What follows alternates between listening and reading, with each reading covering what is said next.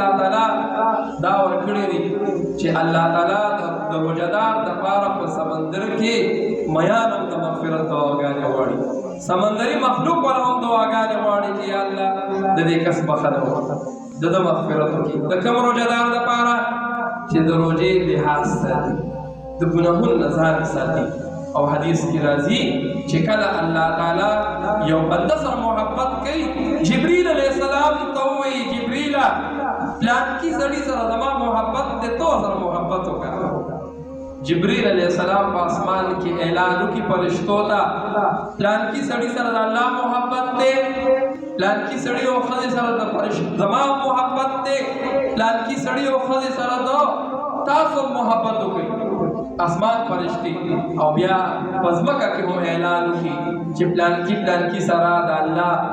د جبرئیل د فرشتو د اسمان والا محبت ته ازمکه والا تاسو سره محبت شروع کړي د حدیث نه دا معلومیږي چې دا کوچ را مخلوق وسکه د روزي دومره فضیلت ته چې په سمندر کې دندم کم مخلوق ته نه ولم دواګانې وړي بیا بل حدیث پر مصیبت ټکړه وایي رسول الله فرمایي چې رمضان کې د دې روزدار د پاره د کال د سر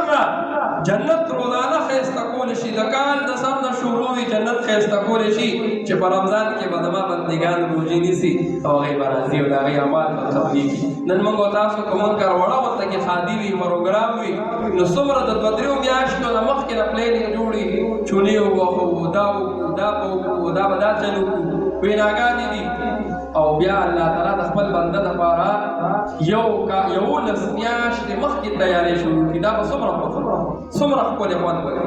د چا لپاره چې د روژې د آدابو خیال ساتي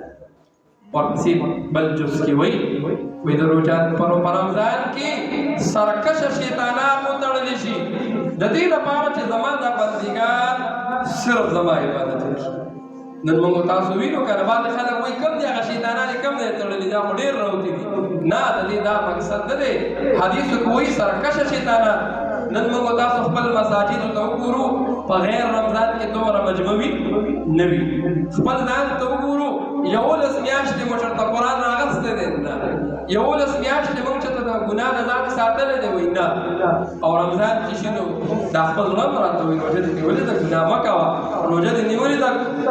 حرام مه خوره دا هغه شیطانان دي چې الله تعالی تړلي دي او سیټ دی کړي او د حدیث په آخر کې رسول الله صلی الله علیه وسلم فرمایي په رمضان کې د روژهدار بخښنه کېږي ټوله د هغه خبردار په رمضان کې د روژهدار بخښنه کېږي او بدنصیبه دی هغه کس چې په رمضان کې هم د بخښنې نه محرومه پاتې شي دا د بخښنې میاشت ده او د مغفرت میاشت ده الله تعالی طرف ته متوجه شو الله تعالی رضا کو په خپل عمل سره په اخلاص سره